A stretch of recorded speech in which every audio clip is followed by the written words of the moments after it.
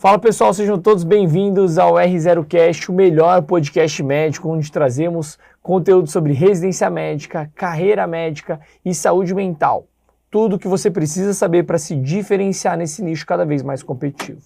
Eu sou Marcos Vinícius, host desse podcast, e hoje tenho o prazer de ter um convidado que foi meu colega de turma, meu amigo pessoal, que fez faculdade na Santa Casa de São Paulo, fez a sua residência lá também, e hoje é professor na graduação e pós-graduação. Seja muito bem-vindo, Vitor Bariani. Obrigado, Vini. É um prazer estar aqui com vocês. Eu agradeço o convite e vamos começar a nossa conversa. Boa. Ross, sim, de novo. Ross é o apelido dele, né? Só para contextualizar. Ross, cara, legal que você topou. Eu acho que psiquiatria está cada vez mais sendo procurado. Vamos bater um papo sobre a própria psiquiatria, o nicho. Mas antes disso, vamos falar um pouquinho da sua origem, pode ser? Claro. Você é daqui de São Paulo, né, Ross? Sou daqui de São Paulo. Boa. E por que você decidiu fazer medicina? Olha, é uma pergunta boa, né? Eu tive... Acho que todo mundo tem uma resposta particularíssima para isso, né? Me espelhei muito na minha irmã mais velha, que fez faculdade na Santa Casa também. Quando ela estava no 6º ano, eu estava prestando cursinho. Originalmente eu queria fazer uma outra faculdade, eu queria fazer engenharia, mas quando ela estava se formando, ela estava me contando um pouco das histórias do 6º ano, no internato. Isso foi em 2010. E aí, naquela época, né, acho que o internato era muito forte, né? O interno, em 2010, um interno de medicina era o interno mesmo, né? Ficava enfurnado no hospital. E as histórias eram muito boas. E aquilo acho que me conquistou. E eu decidi fazer medicina com base Então nisso. ela foi o seu principal motivador aí. Foi. Ela sabe? Sabe, claro. Eu li um livro na época também do Drauzio Varela, Por um Fio, que ele conta as histórias dele sendo médico no Carandiru. Não, acho que não era do Carandiru. Ele contava histórias de pacientes em cuidados paliativos. Legal. Por isso tem esse nome, Por um Fio. E achei muito bonito também esse cuidado, né, da medicina, esse lado humano. A sua irmã ela acabou fazendo o quê, Ross? A minha irmã ela fez pediatria na Santa Casa e depois ela fez neuropediatria também na Santa Casa. Legal, mas ela não tem mais vínculo hoje em dia, né? Com a Santa Casa não. Ela trabalha no Einstein e no consultório comigo. A gente tem um consultório juntos. Porra, que legal, bacana. E aí, Ross, quando você foi prestar, você fez um ano de cursinho ou não? Eu fiz um ano de cursinho, não passei direto e aí com o ano de cursinho eu entrei na Santa Casa. Boa. Que colégio que você fez aqui em São Paulo? Só por curiosidade pessoal mesmo. Eu fiz o grande e glorioso Colégio Visconde de Porto Seguro. Boa, Porto Seguro. Acho que tinha mais gente no Porto Seguro lá na faculdade, né, ou não? Tinha o glorioso doutor, hoje grande neurocirurgião, Rodrigo Aguiar. Lembra? Da turma 50? Sei, mais novo. Sei. Ele tá no Brasil ainda ou não? Cara, ele tá no Brasil, ele tá atendendo. Legal, bacana. Legal, Ross. E em que momento da faculdade você decidiu fazer psiquiatria? Foi no final. No começo eu queria fazer uma carreira cirúrgica. Depois, no internato, eu descobri que a carreira... Cirurgia não era pra você? Não era. Era só pros fortes, né? Mas o que foi que desmotivou fazer psiquiatria? Tem gente na faculdade que tem dúvidas acerca do que prestar, porque não gosta de muita coisa. Eu era meio contrário, eu gostava de tudo. Legal. Inclusive de cirurgia. Mas o que me afastou um pouco da cirurgia foi um pouco, acho que mais o modelo de trabalho, né? Eu gostava de uma coisa mais autônoma. E eu via que a galera de cirurgia, sei lá, muito... Eu posso estar falando besteira, acho que vai ter certamente colegas cirurgiões que vão falar, puta, esse cara tá falando bobagem. E provavelmente vou estar falando bobagem, né? Mas o cirurgião, ele tá muito atrelado a uma equipe, uma escala hierárquica e tem pouca autonomia. Acho que isso é uma coisa mais antiga, Ross. É? E depende da subespecialidade também, né? Tá. Então talvez eu devesse ter feito cirurgia. Mas realmente, antigamente era isso, né? Ou você tinha que compor dentro de um grupo, e assim, você ia galgar até você chegar lá. Hoje em dia eu acho que não é obrigatório isso, sabe? Tá. Mas, de qualquer forma, parece-me que o modelo de trabalho do psiquiatra é mais simples, né? Eu preciso de uma mesa, de uma cadeira e Sim. de um pedaço de papel, né? E fora que o material de trabalho do psiquiatra, ele acabou me atraindo mais, né? A matéria com que o psiquiatra trabalha. Durante o internato, quando você rodou lá pelo CAIS, pela Sim. psiquiatria, era muito bom. Eu confesso que eu também fiquei atraído. Nunca pensei em fazer psiquiatria. Mas chama atenção, né? Eles tinham uma didática diferenciada durante a graduação. Não só pela didática, mas acho que uma ciência se define pelo seu objeto de estudo. E o objeto de estudo da psiquiatria, aquilo me marcou, assim, profundamente, sabe? Que a gente entra em contato com isso não só nos corredores do hospital psiquiátrico e dos consultórios de psiquiatria, mas num livro do Dostoiévski, por exemplo, né? E aquilo me marcou profundamente, né? Você identificar o mesmo objeto de estudo num consultório médico e num livro a respeito de humanidades, de novo, eu falo somente em primeira pessoa, né? E aquilo me marca profundamente. E realmente aquilo me leva a fazer essa escolha pela psiquiatria e acho que foi uma escolha, na minha, né, visão, no meu caso, uma escolha bastante acertada. São caminhos e carreiras completamente diferentes do cirurgião e do psiquiatra, né? Sim, em termos de dinâmica de vida, direcionamento, assim. E objeto de estudo e a ciência médica também aplicada ao paciente é muito, muito diferente. Boa, legal. E Ross, conta um pouco, depois que você passou, você acabou fazendo um ano de aeronáutica. E como é que foi esse ano? Foi legal, foi interessante. Eu achei que eu estava me formando um pouco novo. Eu me formei, tinha acabado de fazer 25 anos de idade. E naquela época ainda podia trancar a residência. Não pode mais. Hoje não pode mais. É uma pena. Tem que fazer uma escolha. Então, realmente... Então, eu passei, escolhi trancar e fazer aeronáutica para ganhar um pouco de material de... Não era pelo dinheiro? Não era pelo dinheiro. Era também pelo dinheiro, para ganhar, né, fazer um pé de meia, mas também porque quando você entra na psiquiatria, é muito comum que você nunca mais vá trabalhar com a parte de medicina do corpo, medicina somática, né? Então, trabalhar numa emergência, numa porta aberta, numa enfermaria de clínica. Entrando no Hospital da Aeronáutica, aqui na Zona Norte de São Paulo, né, no Campo de Marte, que é um hospital que eu tenho uma profunda gratidão, né, que me acolheu como médico recém-formado e me ensinou muitas coisas. Eu tive essa oportunidade de exercer a medicina generalista e ganhar um material profissional assim que foi importante, foi muito importante para a minha formação. Entrei muito cru lá e pude ganhar uma confiança como médico num serviço que me dava um apoio, né, de médicos mais velhos. Que legal. E acho que foi muito importante para mim, para ter esse contato com a medicina somática e a medicina generalista antes de entrar especificamente na psiquiatria. E hoje te agrega? Acho que sim. Na parte, assim, em termos de conteúdo médico?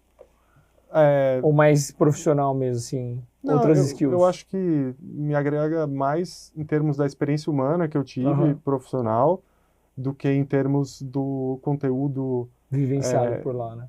Exatamente, do tipo... eu não lembro mais como ler um eletrocardiograma, mas na época eu sabia, assim, sabe?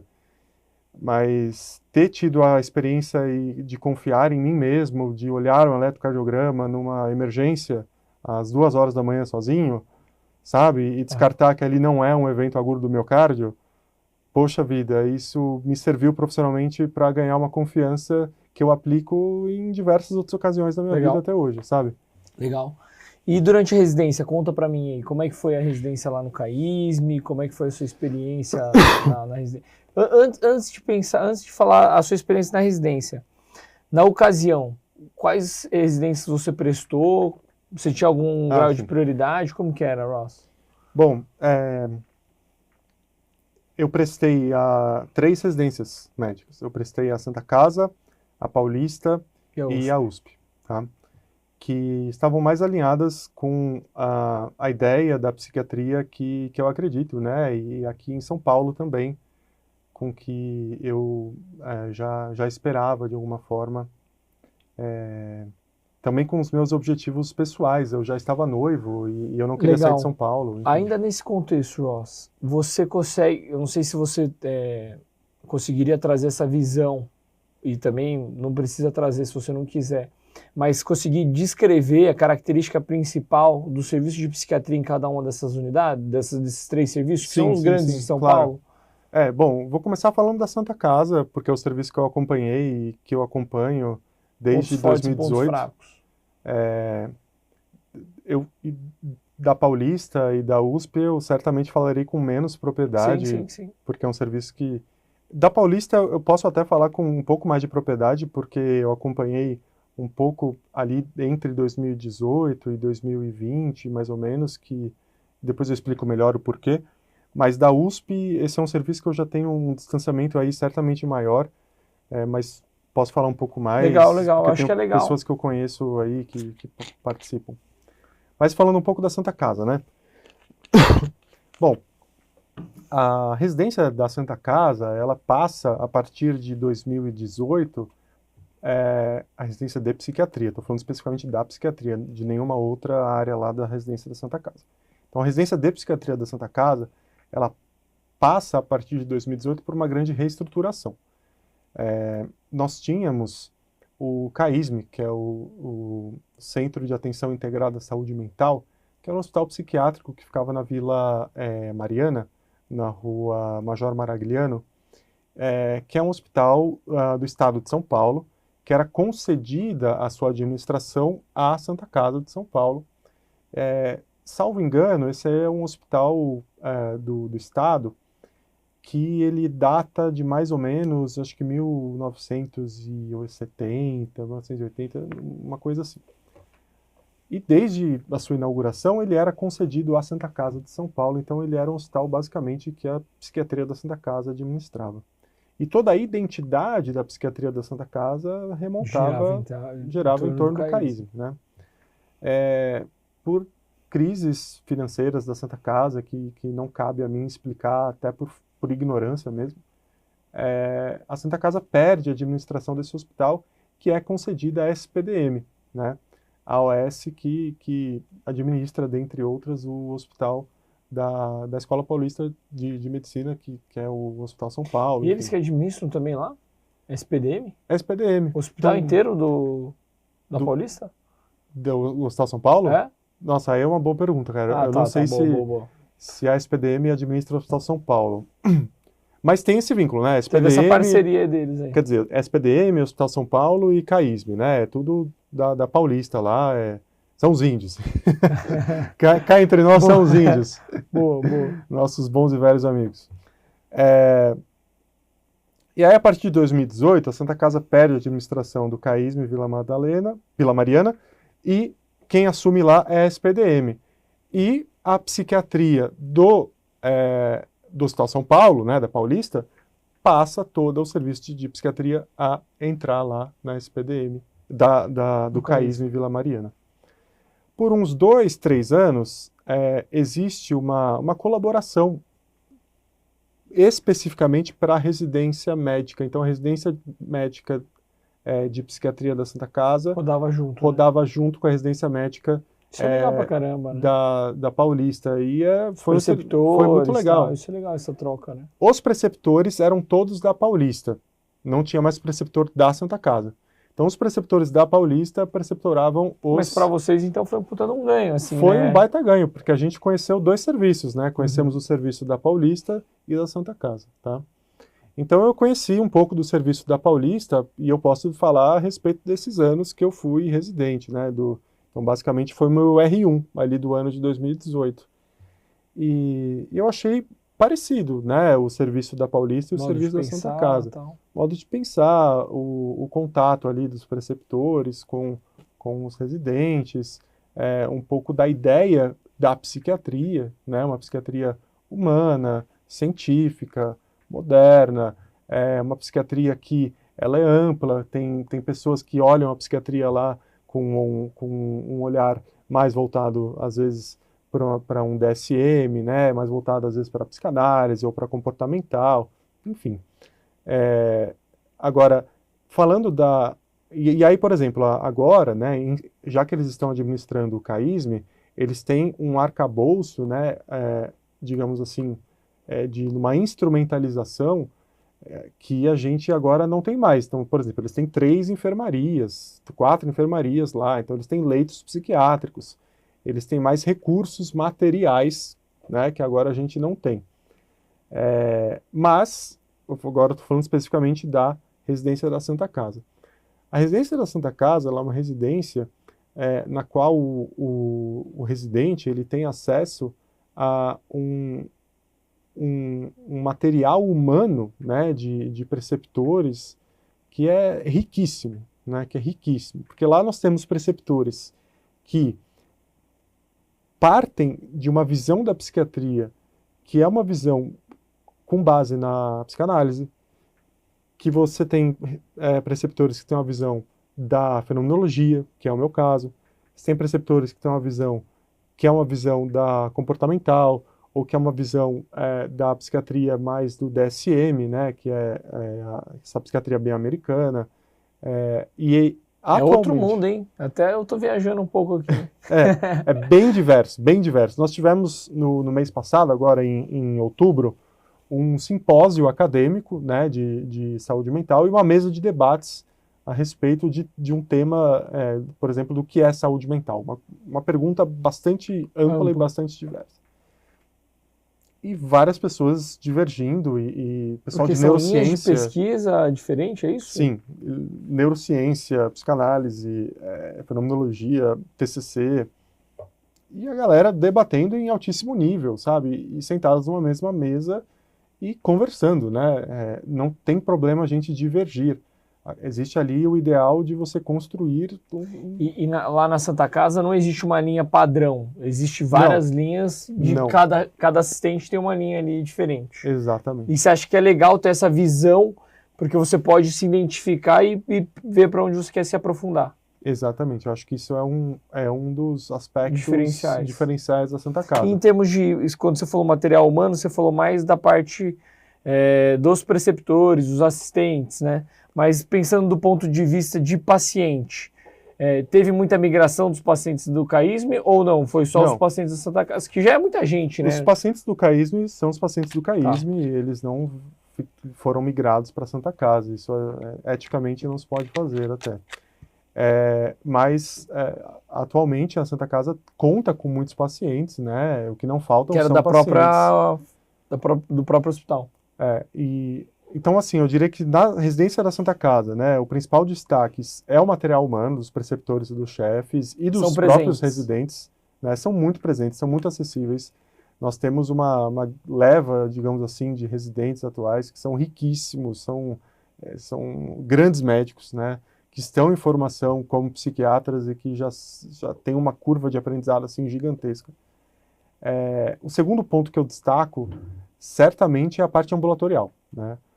O foco, assim, com certeza, a parte ambulatorial da Santa Casa é o forte. Se a gente puder olhar para as áreas da psiquiatria, então a psiquiatria hospitalar, né, de interconsulta, a psiquiatria de pronto-socorro, a psiquiatria de enfermaria, a psiquiatria, sei lá, de psiquiatria forense, e a psiquiatria ambulatorial, que é essa de você estar num consultório psiquiátrico com seu paciente, o acompanhamento e tarará, esse é o forte da Santa Casa, a psiquiatria ambulatorial, tá bom? Das outras áreas, então, sei lá, das outras, né, residências de Paulista e USP, aí eu não saberia dizer. Eu acho que são, como eu falei para você, né, a Paulista atualmente ela está com o CAISM, né, então tem grandes enfermarias, acho que tem uma parte também ambulatorial muito forte lá, e também tem uma parte de enfermaria também muito forte. E falando um pouquinho da USP, que é um serviço que eu nunca tive contato, né, eu nunca, só por amigos e pessoas que eu conheço que passaram por lá, é um serviço muito grande, né, o maior serviço de psiquiatria em termos de volume de atendimento, em termos de leitos. O IPQ, né? É IPQ, né? Tem muito leito, tem muito paciente, tem muito Tem um hospital inteiro atendimento, ali para eles, né? tem muito residente, tem muita pós, tem muito É psicólogo, muito tem mais muito... residente? Eu não sei quantos especificamente, mas é bastante gente, né? Então, tem muitos ambulatórios, é muito diverso. E lá tem gente da psicanálise também, tem gente da TCC, tem... Mas eu não arrisco falar tanto assim a respeito do serviço deles, porque é um serviço que eu não tenho muito conhecimento, assim, né? Mas é isso. Legal, legal. Ô Ross, e assim, falando agora um pouco, eu gosto de trazer essa visão de quem vivenciou, né? Acho que é legal, assim, o que você acha que foram coisas que você fez certo durante a residência e coisas que você acha que hoje, pensando retrospectivamente, você teria feito melhor, assim, sabe? Então, coisas que você fez certo e que te destacou. Aninha, posso te pedir um favor? Você pega um pouquinho de café pra gente? Você pede pra Ana? Pode passar por aqui. Ah, você com mais água. Pode ser. Obrigado. Coisas que você conseguiu identificar hoje que foram importantes e você fez certo e se destacou, e coisas que você acha que você poderia ter feito, explorado melhor, sabe? Tá. Durante a residência. Durante a residência. Olha, eu A acho gente pode começar então pela graduação. Você consegue fazer um overview da graduação sim. também? Eu acho que durante a graduação, uma coisa que eu fiz certo foi ter, isso com certeza, foi ter prestado atenção nas aulas. Porque... De modo geral? De modo geral, porque eu acho que os professores, para as provas, eles sempre colocam na prova aquilo que eles falam na aula. Porque choca muito quando a gente vai estudar, quando você sai de um colégio e você entra numa faculdade de medicina, o volume de matéria que você tem para estudar é gigantesco, né? Muita coisa a mais. Mas eu senti que era muito solto, é muito mais solto do que no colégio, né, Ross? Mas na maioria das aulas que você tem, o que o professor vai cobrar na prova, 90% está no slide. Então, se você prestar atenção e fizer um bom caderno... Mas para bioquímica, fisiologia era assim também? Cara, era assim também. Só que você tem que rever a aula, você tem que prestar muita atenção na aula. A aula tem muito volume. A aula em si de bioquímica... Nossa, que era uma loucura, cara. É que é uma aula de 4 paraquedas horas. no primeiro ano lá, cara. É verdade, você chegou... Meu Deus, cara, assim... Mas eu estudei muito no primeiro ano. É que eram aulas de 4 horas e meia, né, cara? Não entendia nada. Não entendia nada. Semana passada eles tiveram prova de metabolismo da vitamina D, mal de TOF, metabolismo da vitamina B12. Eles estavam estudando isso. Mas você acha que, então, uma coisa que você conseguiu fazer com consistência e fez a diferença foi ter prestado atenção nas aulas dos professores? Sim, cara. Mas isso do ponto de vista para passar na faculdade, porque a Santa Casa repetia muito, né? Ou mais para vida / residência? Não, para passar na faculdade. E sim, para não perder, entre aspas, para não perder tanto tempo. Para a vida na faculdade, aproveitar o internato. Não, com certeza. Para a vida, um internato forte e que você tem a obrigação moral de fazer as coisas pela sua voluntariedade. É você que tem que ir lá e falar, posso participar desse procedimento, posso ficar aqui um pouco mais, posso... É você que tem que pedir para fazer isso, né? É uma Legal. coisa que... Isso é para a vida, né? Então isso é uma coisa boa que eu acho que eu fiz. Agora, uns tropeços aí... Os tropeços são bons, né? Obrigado. Opa, obrigado. Não precisa. Obrigado, Ana. Esse aqui é outro, Ross. Esse cafezinho aqui é bom também. Esse aqui acho que é, sei lá, frutas vermelhas, cereja. O cheiro é diferente, né? Fica à vontade. Cheiro bom mesmo. Quais tropeços aí? Conta pra gente. Deixa eu pensar, cara. Você tem em mente os tropeços seus? Da faculdade? Cara, eu acho que eu poderia ter me dedicado mais durante os primeiros anos. Eu não era um bom aluno nos primeiros anos. Eu acho que eu cometi um erro que é muito comum, que é aquele estudo massivo. que é um estudo que você estuda muito pré-prova, vai bem, Entendi. mas que retém pouco. Então, eu acho que eu me acostumei a estudar assim, me programei durante a faculdade, funciona para você passar na faculdade, mas você retém pouco conhecimento a longo prazo e ele pouco vai te agregar, por exemplo, uma prova de residência médica. Eu, de novo, né, não era toda vez que eu também fazia um estudo massivo, mas o que eu sinto esse eu vejo que é um dos problemas da faculdade. Eu acho que a gente te programa e te permite fazer isso. Cara, eu concordo com você e eu lembrei de um erro que eu cometi, cara. Eu tinha uma preocupação tão grande com ter uma publicação científica e não desvalorizando as Mas publicações isso por conta da sua mãe, científicas. da sua irmã? Não, por conta minha. Tipo, sei lá, eu via meus colegas no primeiro, no segundo ano, entrando e fazendo publicações científicas, iniciação científica. Isso gerou em mim uma neurose, assim, do tipo, se eu não tiver uma publicação científica, cara, eu não vou passar na residência, ou eu, sei lá, eu vou ficar muito para trás do que meus amigos. E hoje é uma coisa que eu falo para os meus alunos, né? Te agradeço, você fez uma apresentação de mim no começo, de fato, eu sou preceptor de ensino da faculdade, da Santa Casa hoje em dia. Eu falo isso para os meus alunos do primeiro e segundo ano, falo, olha, se vocês não quiserem genuinamente fazerem uma publicação científica pelo interesse científico de estudar a coisa, não façam. Não façam. Se é só para dar check no currículo, pensando numa prova de residência, para você ter meio ponto a mais na entrevista, amigo, não faça.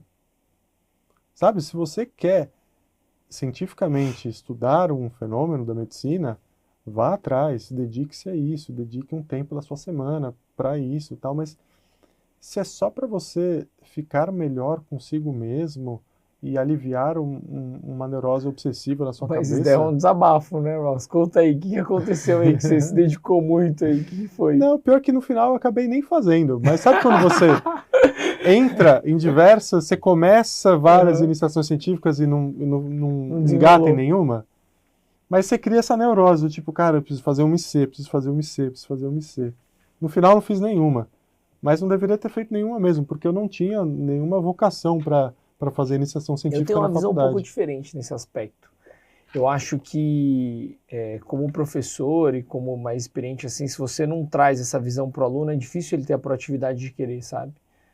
Então, eu acho que se a gente não fomentar, não incentivar, não vai formar mais pesquisadores. Porque é uma linha que, primeiro, não é remunerada, né? Então, ou se é remunerada é muito pouco. É uma linha que traz pouca, assim, você vai ter que investir numa visibilidade muito futura, né? Então, eu acho que acho que tem que fomentar, não que todo mundo seja obrigatório. Eu acho que é interessante ser um destaque no currículo, porque acaba fomentando. E eu acho que se você não se expor a isso, você não sabe se você vai gostar ou não, sabe? E o primeiro impacto normalmente é negativo. Então eu faço meu doutorado, fiz pesquisas e tal, e eu acho que você precisa se expor para você criar uma identidade. Eu fiz também alguns estudos durante a faculdade, mas eu não tinha uma neurose muito grande, para ser sincero. De novo, eu não era um cara muito aplicado durante a graduação, né? Você lembra? Ah, você era aplicado, você sempre foi. Você achava? Você achava essa visão?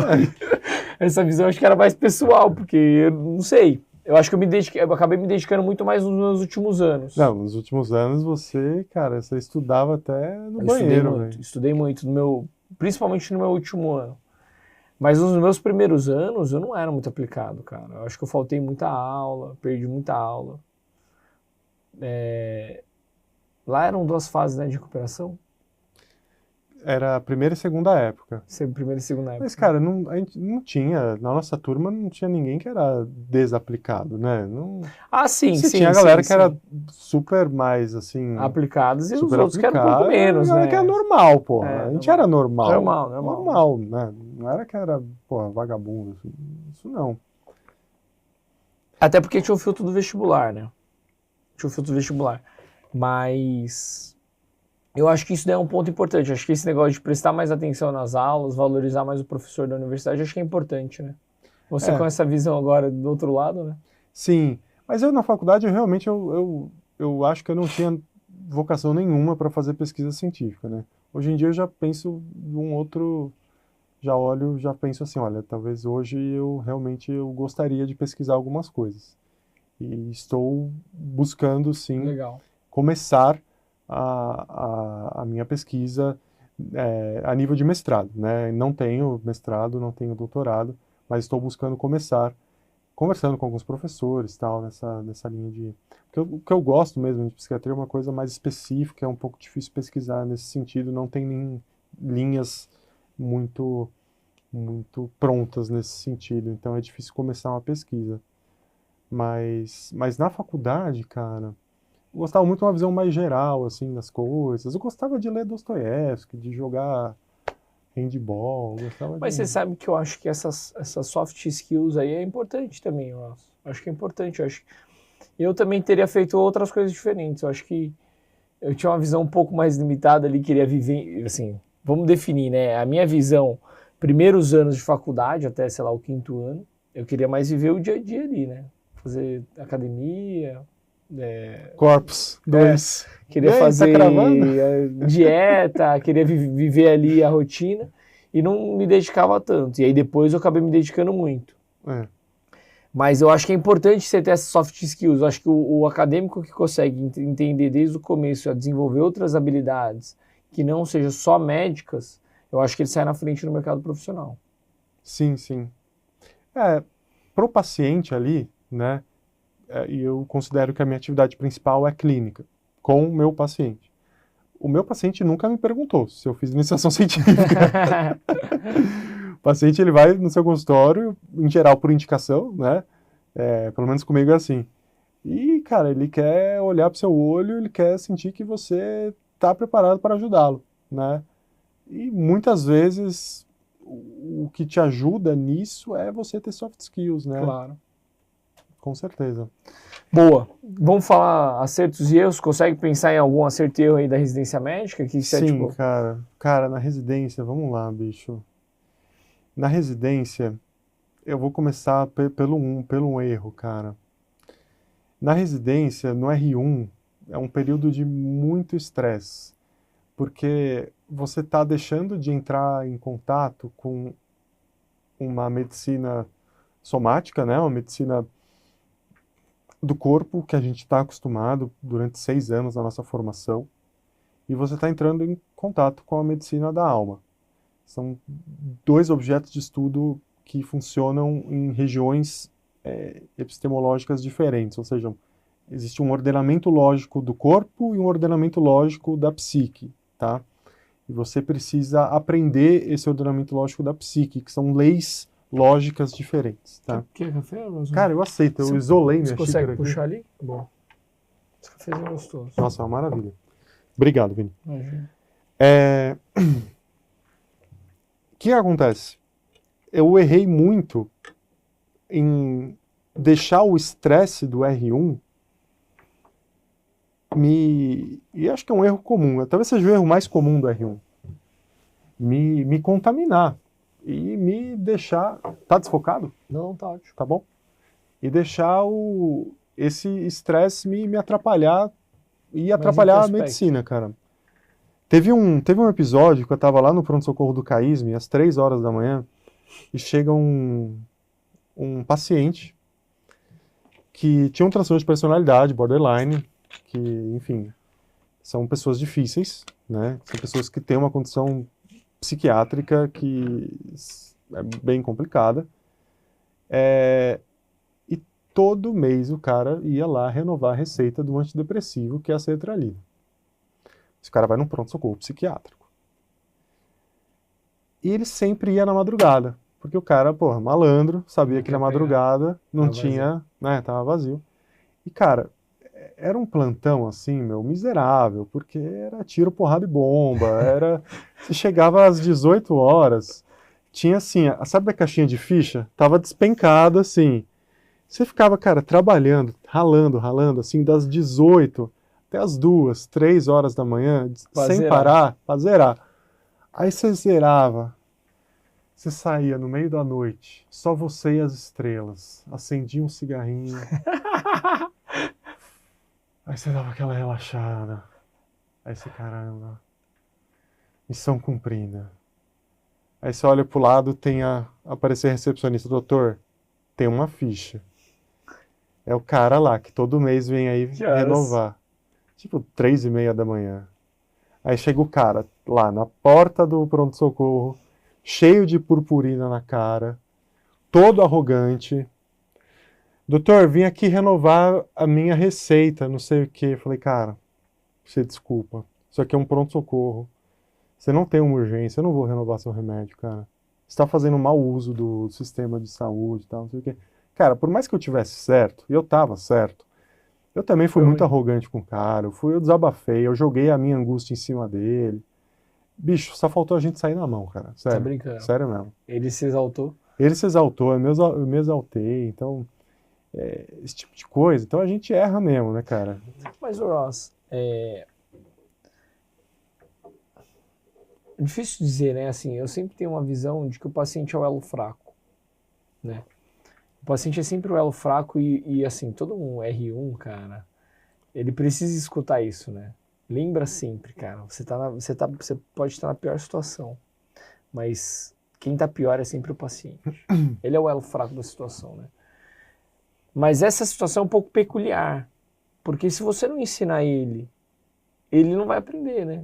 Entendeu? Ele vai estar fazendo o mecanismo errado, né? E ali não é o local de prescrever um antidepressivo, né, Ross? É até ruim para ele, na verdade. Você está fazendo um mal para o paciente a longo prazo, né? Não a curto prazo, mas o tratamento ali para ele não é só renovação de receita, é ter um acompanhamento longitudinal, né? E se você renova, o cara nunca vai ter a oportunidade de ter um tratamento longitudinal, né? Posso estar falando Sim, besteira, sim, mas sim. acho que não, né? Não, que eu fui bem escroto com ele, cara. Fui um Foi mais pouco... objetivo. Foi um pouco agressivo também, assim, e tal. Nas palavras, claro. Mas é essa visão, né? Você estava tentando transmitir isso para Sim. ele, só que pegou o cara meio É que simbolicamente, né, na psiquiatria, a gente tem que... acolher. Tem uma coisa, não é nem a questão do acolhimento, cara. Porque nem sempre a gente tem que acolher, né? Tem uma coisa na psiquiatria e na medicina, né? Às vezes a gente trata e às vezes a gente fere, né? Às vezes a gente analgesia e às vezes a gente fere. É um pouco isso, assim, mas na psiquiatria também. Nem sempre o acolhimento é a resposta para tudo. Existe uma dose de acolhimento, existe uma dose de devolutiva, digamos assim, mas nunca a gente tem que ser arrogante, e eu fui ali de fato bastante arrogante.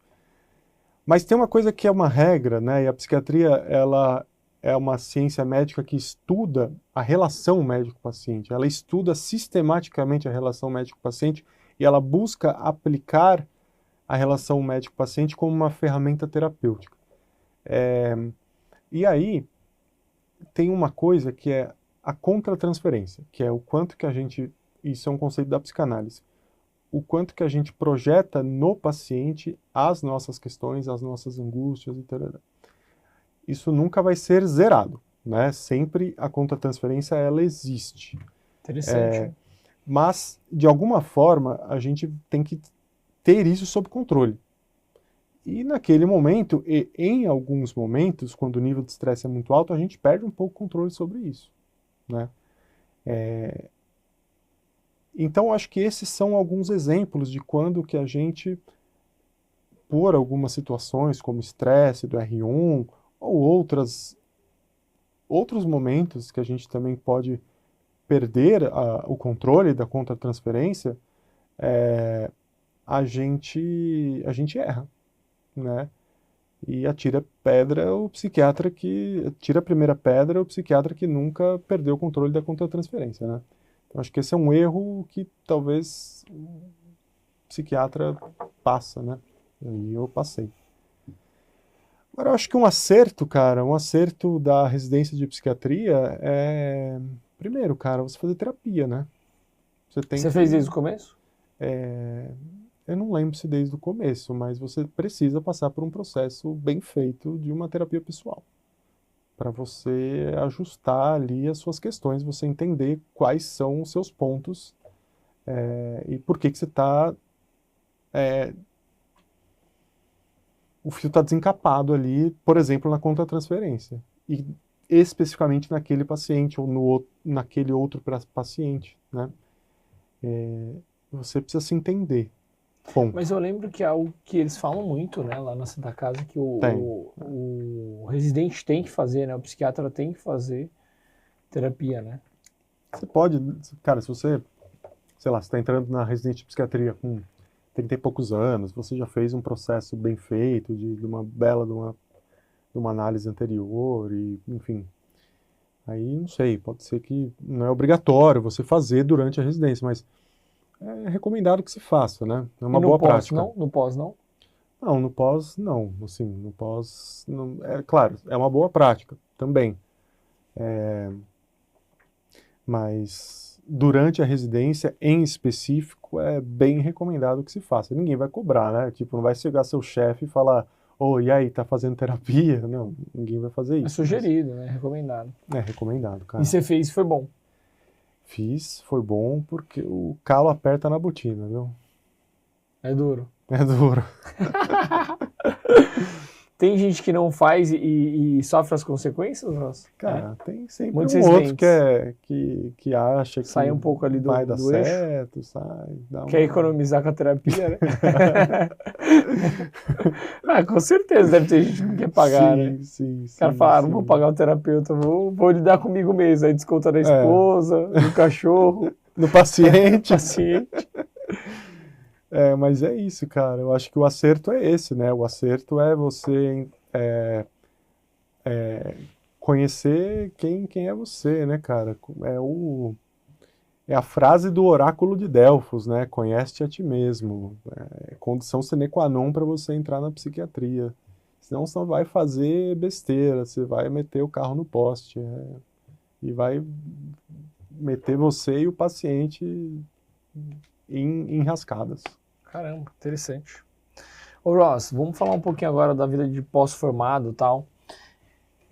O que você vê, assim, que é uma coisa muito legal da psiquiatria?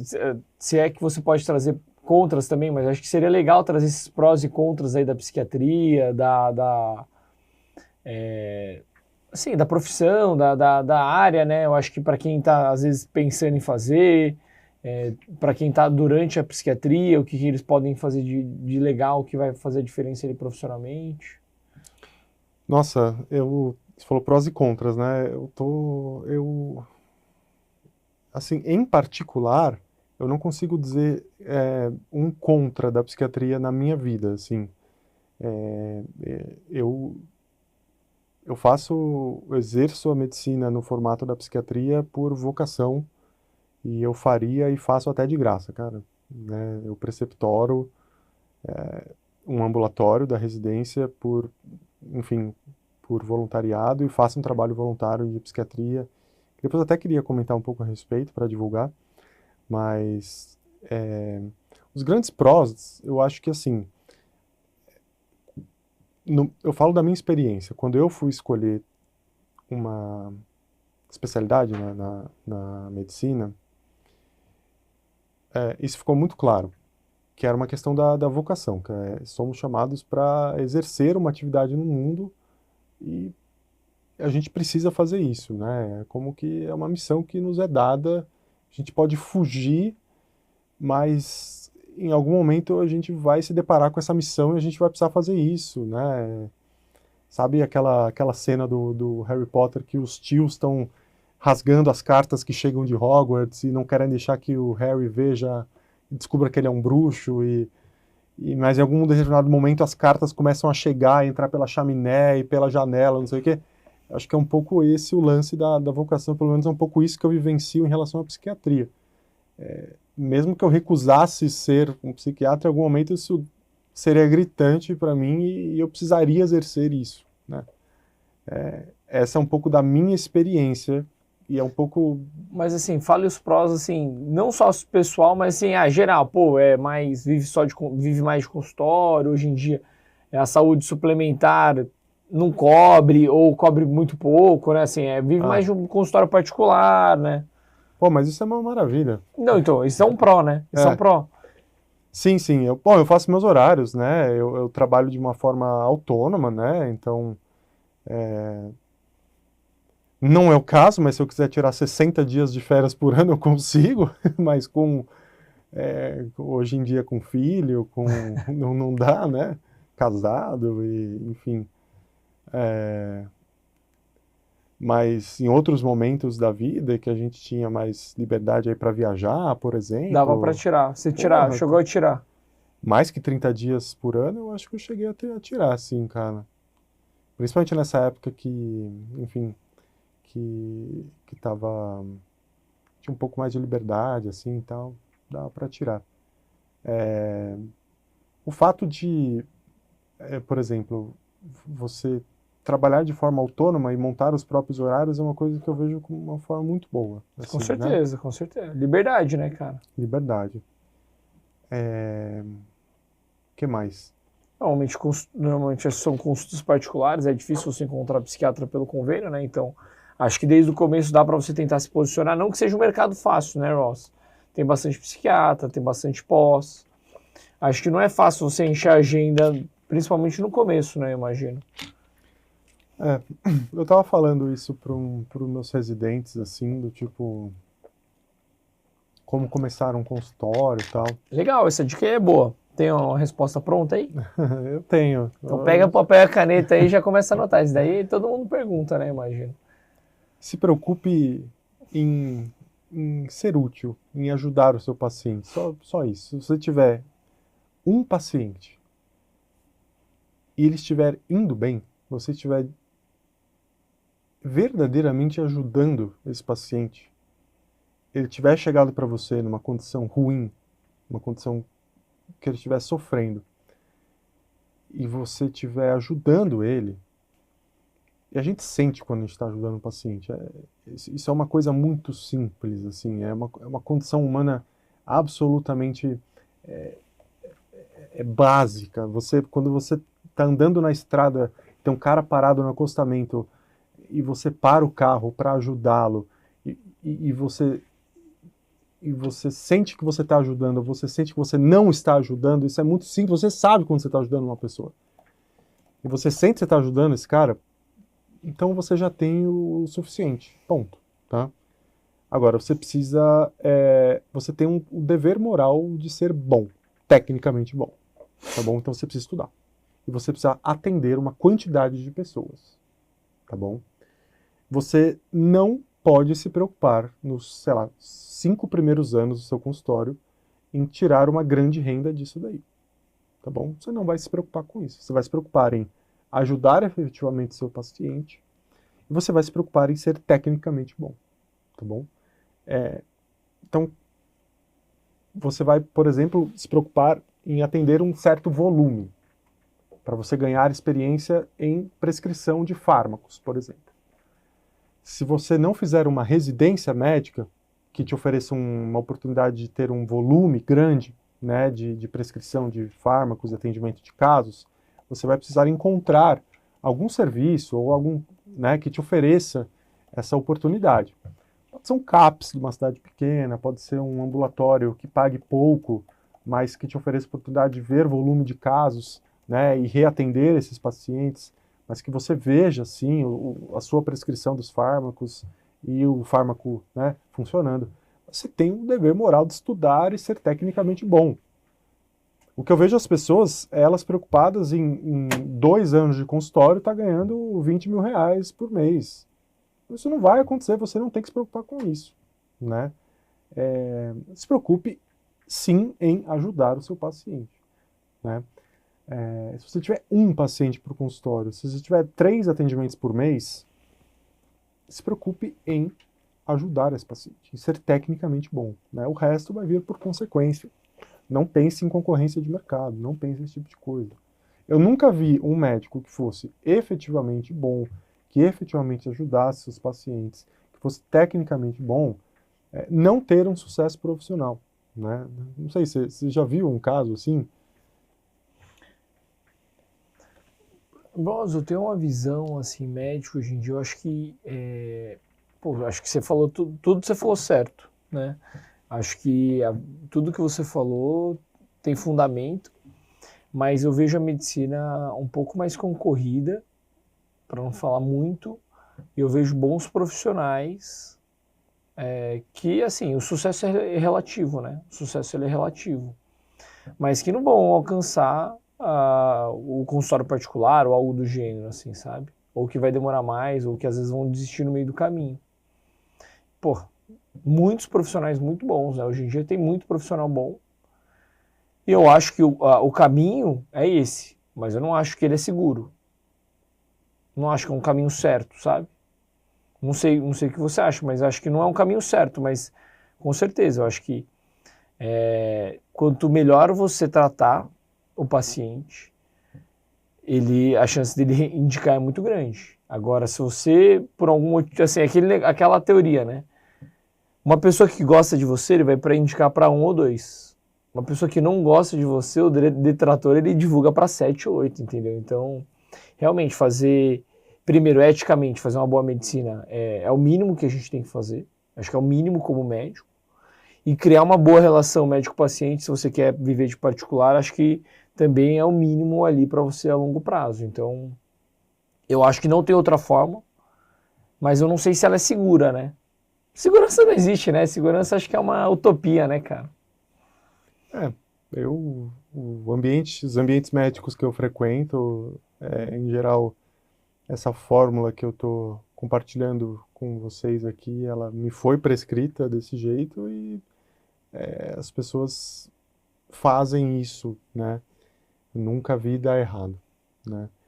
Mas concordo que hoje em dia talvez a medicina ela tenha ganhado uma concorrência que talvez 5, 10 anos atrás ela não tinha, né? O volume de médicos em formação e formandos em 2024 é maior do que era em 2014, 2016. Eu falo por outras especialidades, né, Rosa? Então, assim, talvez na psiquiatria demore, mas em algum momento, acho que a saúde suplementar, o convênio de saúde vai ganhar espaço.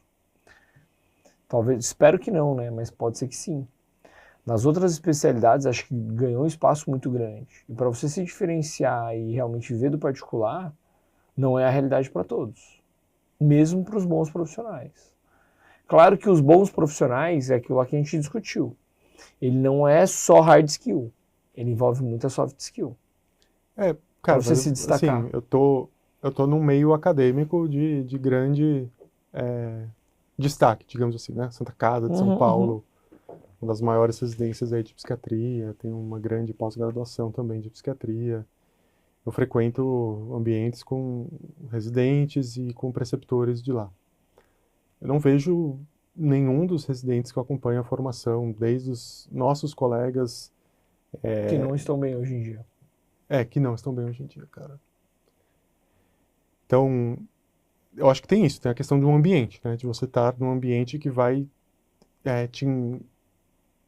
te envolver com pessoas que são pessoas que se destacaram profissionalmente, que te puxam um pouco para cima também. Legal. Associado a um destaque particularíssimo seu também, de você ir atrás das coisas, e, enfim. Eu não sei o quanto que essa coisa de viver do particular é um plano geral que todos querem ter. Às vezes Também tem isso também. Não tem essa ambição, né? Tem colegas nossos, da própria Santa Casa, tem colegas que não exercem consultório. Tem preceptores da Santa Casa que preferem não ter consultório particular, que trabalham só no CAPS. Na psiquiatria? Trabalham em CAPS, por exemplo, preferem trabalhar em CAPS ou preferem só estar na pós-graduação ou só ter um CLT num outro serviço público, enfim.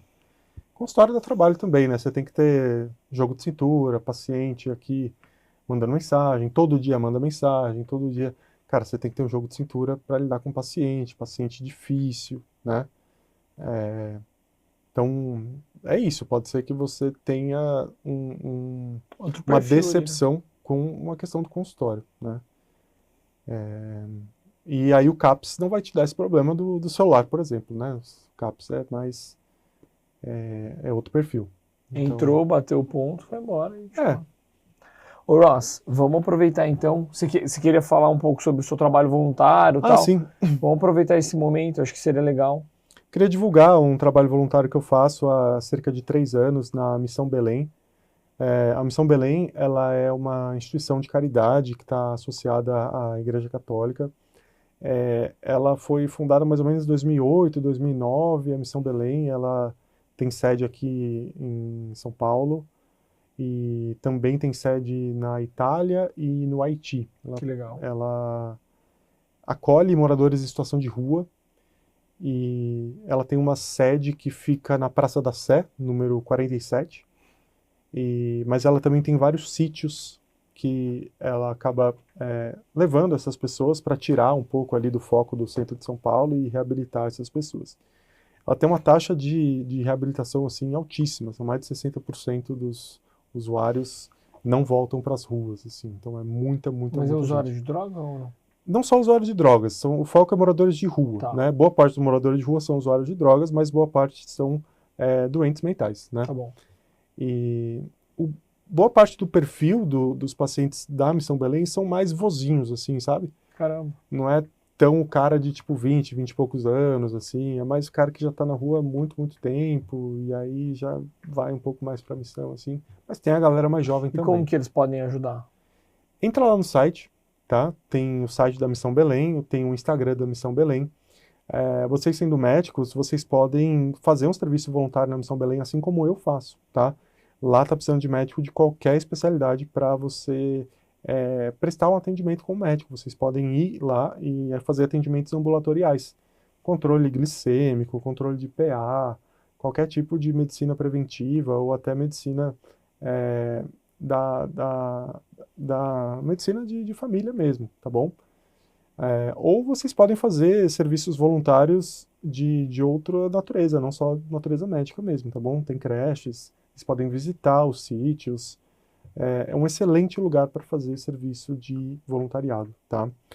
Há muito tempo, eu procurava algum lugar para fazer serviço voluntário.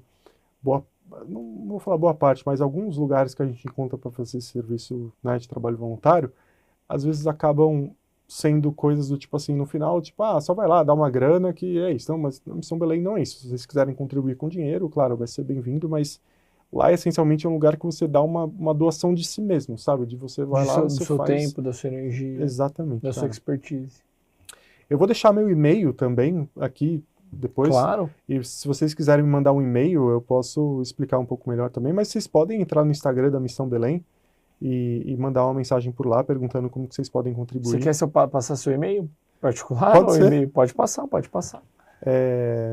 O meu e-mail é Victor com C, Bariani, B-A-R-I-A-N-I, victorbariani@gmail.com.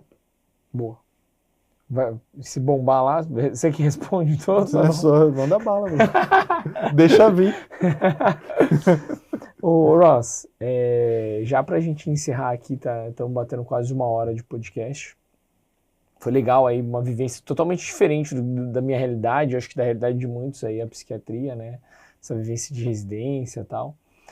Eu sempre gosto de finalizar aqui nosso episódio com uma mensagem final. Então, eu não restringo, não existe uma orientação, mas é uma mensagem que você gostaria de ter escutado, às vezes, durante a sua graduação, durante a sua residência, ou uma mensagem que vem batendo muito na sua cabeça, ou algo que assim, principalmente para o nosso nicho, né, para o médico, que você acha que é importante o médico escutar, ou que você gostaria de ter passado, ou que você passa.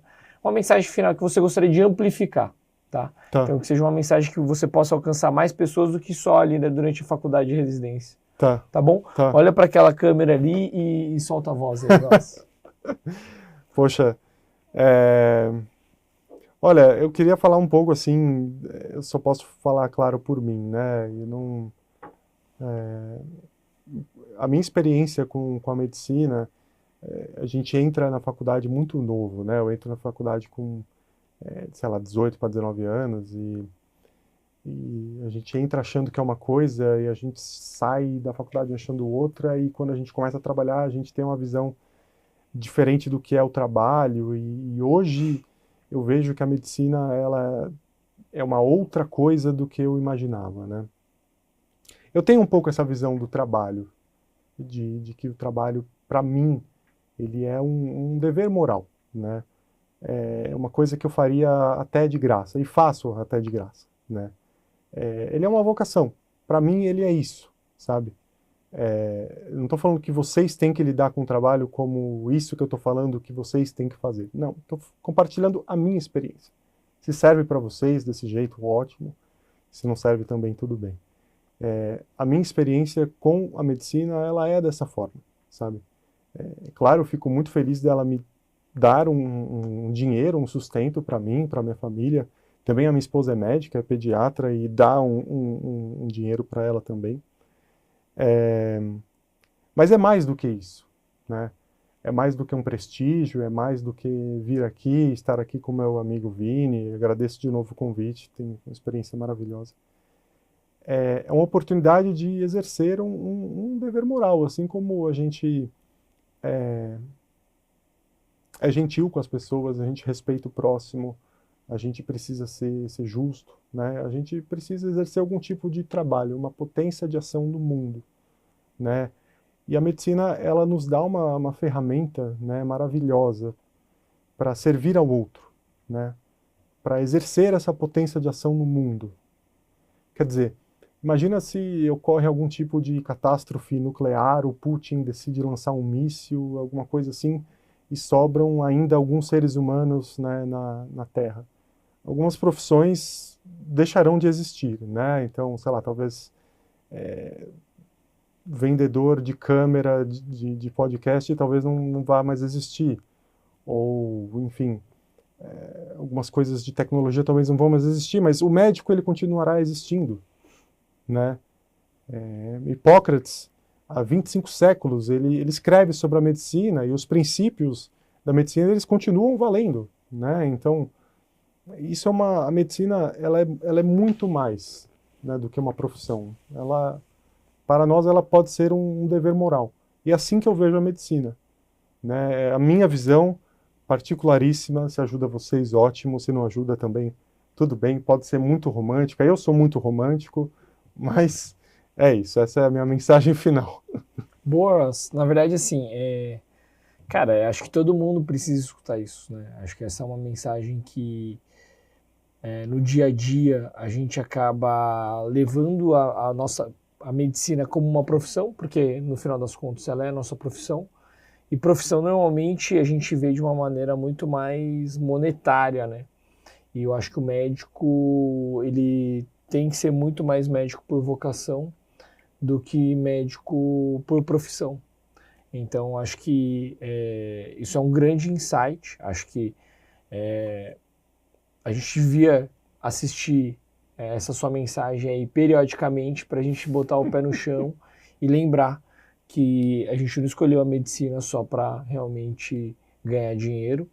Não que seja proibido, não que você não deva buscar. Acho que cada um tem a sua ambição, mas que você não possa priorizar só isso. Você consiga vincular, fazer uma boa medicina, fazer um bom trabalho e realmente, se for do seu interesse, também ganhar dinheiro, mas que não seja só a prioridade do dinheiro. Então, obrigado por compartilhar. Então, me tocou, tenho certeza que deve ter tocado muita gente. E a gente fica feliz de que a graduação da Santa Casa, as novas gerações de médicos, estão sendo guiados por profissionais e professores que estão lá muito mais pelo anseio de ensinar, não só medicina, mas lições de vida, do que alguém que realmente está lá só para ganhar prestígio, status ou para ganhar dinheiro durante a faculdade. Então, parabéns, Ross, pela sua missão ali, por assumir essa responsabilidade. E eu tenho certeza que a faculdade ele só tem a ganhar com você. Obrigado, cara. Você vê que a coisa tá feia, que eles estão contratando qualquer um, né, meu? Que isso. Bom, Ross, de novo, muito obrigado. Obrigado, meu amigo. Eu espero você em outros episódios aqui. Foi muito bom. Convido a Vi também para lá trazer uma visão dela. Acho que é legal. Tá sempre mais do que bem-vinda aqui, tá bom? E ótimo. Muito obrigado de novo e vamos marcar uma próxima vez. Valeu, meu amigo. Valeu, Ross. Obrigado. Pessoal, é isso. Agradeço a audiência aí, agradeço a todos a presença e a gente se vê na próxima.